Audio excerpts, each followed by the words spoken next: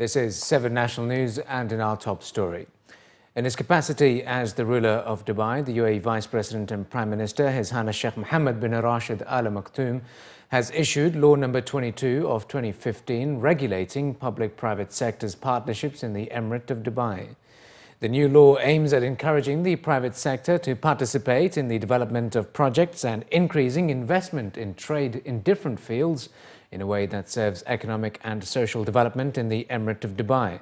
It also allows the government to implement its strategic projects effectively and efficiently, as well as harness financial, administrative, technical and technological expertise of the private sector. This will also enable individuals in the community to have better access to services at less cost.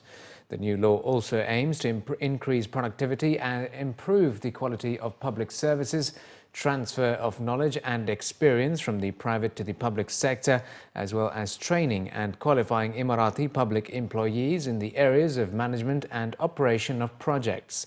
The Department of Finance will be responsible for approving projects that have a total cost of 200 million dirhams to 500 million dirhams. Projects valued at more than 500 million dirhams will be approved by the Supreme Financial Policy Committee.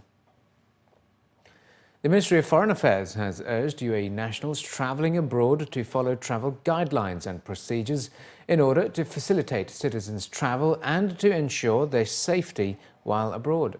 According to Emirates news agency WAM, the Ministry has called on travellers to register themselves and their families on the Ministry's Tawajudi or My Whereabouts services. These can be accessed through the Ministry of Foreign Affairs' website mofa.gov.ae or through its smartphone application UAE MoFA, which are primarily dedicated to assisting UAE citizens who face emergency situations abroad. Officials at MoFA emphasize that citizens travelling abroad should regularly review travel updates and advisories available on the Ministry's website. It was also added that travellers should make sure their passports are valid for at least 6 months. In addition, Ministry officials advised citizens to keep important documents in the safe of the hotel they're checking into and also keep a digital copy of them on their emails and phones. Citizens are also being requested to avoid wearing expensive clothes and accessories which can draw the attention of others in public places. Travellers should also keep a list of emergency numbers for the Ministry or the state's missions abroad, or where there is no diplomatic representation. In the event of any emergency, they can call 00971 600 599 991. With over 2.5 million people expected to gather for the largest Muslim pilgrimage during this year's Hajj season, the UAE Ministry of Health has urged travellers to exercise caution and take the required vaccinations at least 10 days before travel. At a press briefing, officials from the UAE Ministry of Health recommended that pilgrims can also undertake all necessary vaccinations around 4 weeks before travel to ensure adequate immunity. The pilgrimage is expected to take place in mid-September this year, and pilgrims from the UAE are required to carry the yellow card certifying the vaccinations taken when they travel to Saudi Arabia. Although a full schedule is yet to be announced, the officials added that the vaccines and certificates will be provided by government primary healthcare centres. Pilgrims from the UAE are required to get vaccines for meningitis and pneumococcal disease, while those vulnerable to other diseases can also consider the optional vaccinations such as for influenza and pneumonia. Usually for Hajj season, the WHO will recommend the yearly vaccine which should be taken. So meningococcal vaccine, it's mandatory for each Hajji. The other vaccines like influenza, seasonal influenza, and pneumococcal, it's optional and highly recommended for high-risk people, such as people with chronic diseases, diabetes. We know that number of diabetic patients in UAE, it's very high. So it is recommended for them to take the influenza and pneumococcal vaccine.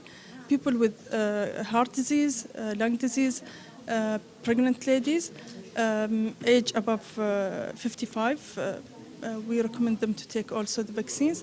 So the vaccine will give them a protection from the diseases and its complications, especially influenza and pneumococcal. can lead to, as we know, pneumonia, and pneumonia, the complication of pneumonia can be death, unfortunately. According to recent reports from Saudi Arabia, the Health Ministry of the Kingdom has confirmed 58 new cases of MERS in the country since the start of August. Although the situation hasn't escalated to alarming levels, the UAE Health Ministry has advised travellers to take extra care during Hajj, such as maintaining personal hygiene and using face masks in crowded areas. Hajj, it's like any other mass gathering. So during mass gathering, the circulation of the germs, microbes is very high. So usually we advise the people to take care of like the hygiene, first of all, personal hygiene, washing hands, covering their mouth and nose while sneezing or coughing. Don't share the items with the others, especially the sharp items or the personal items for shaving and others, because other germs also can be transmitted, like hepatitis B and AIDS. So all these precautions we are advising the people, and we advise them also about the healthy food and taking care of themselves to prevent injuries also. So all this advice is given by the consultant and the doctors to the Hajjis to prevent any medical issues during Hajj. More than 118,000 people visited the Emirate for medical procedures in the first 3 months of the year. That's according to the latest health authority figures. The patients were treated across 16 private hospitals licensed by Dubai Health Authority as members of the Dubai Medical Tourism Club. According to officials, in 2012, the total revenue from medical tourism was 652.7 million dirhams, which has now grown considerably, reaching 778.4 million dirhams in the first quarter of this year. Officials added that the Emirates medical facilities expect this number to multiply by the end of the year, with stated targets for 2016 of more than 1.1 billion dirhams. According to data collected, a total of 118,727 domestic and inbound medical tourists were treated, with the Dubai Medical Tourism Club having 24 centres signed on as members. Patient numbers are also exceeding previous expectations, with a Collier's international forecast predicting around 150,000 this year. Last year, Dubai treated 135,000 medical tourists, up from 120,000 in 2013. 10 new public schools costing a total of more than 1 billion dirhams will open for the new academic year this month. The schools, which are part of the Abu Dhabi Education Council's Future Schools project, will provide places for 15,000 Emirati pupils. Of the 100 public schools that the Future Schools project is set to open by 2020, 58 have now been built. 5 of the schools will open in Al Ain with room for 6,500 pupils, while the other 5 have been built around the Emirate and can cater for 8,500 children. The schools were built by Musanada, Abu Dhabi's general services company. Officials from Adec were quoted as saying that with the opening of the schools, the huge jump in standards should be reflected in the students' outcomes, as the schools were designed to cater for children of varied academic and physical abilities. The new schools in Abu Dhabi include the 105 million dirham Hamdan bin Zayed School and 2 schools for Al Falah Ruh Al Ittihad School for boys and Al Arab School for girls, built at a cost of 306 million dirhams.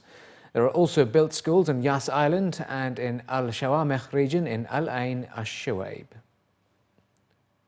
Electricity and water usage among UAE households has been growing significantly in the past few years and will be difficult to manage in the future if no effective, sustainable measures are undertaken. That's according to analysts. According to a local newspaper report, a study by management consultancy Strategy Ann, formerly known as Booz & Company, showed that electricity consumption alone has more than doubled in the past 10 years at a pace that will be difficult to provide for over the long term. The company warned that as the population expands substantially and the economy grows, power consumption will grow even more rapidly over the next 5 years. According to estimates, the UAE's gross domestic electricity consumption will reach 141 terawatt hours in 2020, up from 103 terawatt-hours in 2014. The report also added that every resident in the UAE consumes about 740 cubic meters of water per year, which is approximately 50% higher than the world average of 500 cubic meters. According to Strategy and, the UAE needs to have integrated infrastructure planning as a prerequisite to any urban master plan, and a great way of doing this is through the smart city approach as well as awareness programs. One of the best examples of this is the launch of Emirates Energy Award by the Dubai Supreme Council of Energy, which offers monetary prizes for innovative work in the projects of all sizes across both the public and private sectors. And finally, in the bulletin, here in Dubai, there is no lack of fine dining options as the hospitality scene continues to tempt both residents and tourists alike. However, Jumeirah Restaurant Group Dubai, renowned for some of the Emirates' best fine dining restaurants, is offering its patrons an experience that will appeal to even the most discerning palates. Launching their Gastronomer's dinner, the night of culinary exploration starts with an aperitif followed by a three-course menu ending with dessert, all served with specially selected beverages across 3 different venues at Jumeirah Emirates Towers. Diners start their journey more than 1,000 feet in the sky at the Alta Badia restaurant, where guests are served classic cocktails and appetizers overlooking Dubai's skyscrapers, and mouth-watering starters at a private chef's table in the restaurant's kitchen. The personalized treatment continues as guests are escorted down to the rib room to indulge in the restaurant's signature butcher's block, which is guaranteed to satisfy any meat lover. When I was tasked, for this event, my main focus was instantly to showcase in one plate the rib room. So hence why we've got on one board, on one wooden board, mix of grills, steaks, slow braised ribs, some mini burgers. Yeah, as I said, everything that the rib room has to offer at its best. The fact that you start having an aperitif in the sky, and slowly, you come down and the atmosphere change and the lighting change, the mood change. I think all in all is for the diners is a great experience. I might do myself once, We're trying to give a full experience, let's say, of the whole Emirates Towers to all the options that you can get, the best option you can get in Emirates Towers. As I believe the concept of this flight culinary, and each one of us is trying to give the best in cuisine and also in the setup and all the options that you can get from each one of us. We get pretty much good feedbacks from our guests. We just started the month of August, so it's a pretty new experience that we are giving to our guests, but I think they're quite much happy with it. I mean, they are really enjoying the culinary flight, and each of the restaurant is giving a very good feedback from them. Yeah. This culinary expedition would not be complete without the final course and indulgent dessert platter served at the Ivy. The perfect ending to what has been described as a creative culinary experience that challenges the conformities of eating out. So we've selected the Ivy Classics. It's a great across the board from all the desserts you get on basically one plate. So it's a great way of people being able to taste different flavours and all the desserts at once, which gives them the option of tasting the favourites from us, which is great for everyone. People are pretty amazed with what we do. I don't think they expect everything. They know that they're going to eat in 3 different restaurants, but they don't know what they're going to get. So once they come here and they've tasted everything, they get a wow factor from everywhere they go. Looking at the different things that are on the menu, you've got prime cut meats, and you've got a whole dessert platter to finish off with.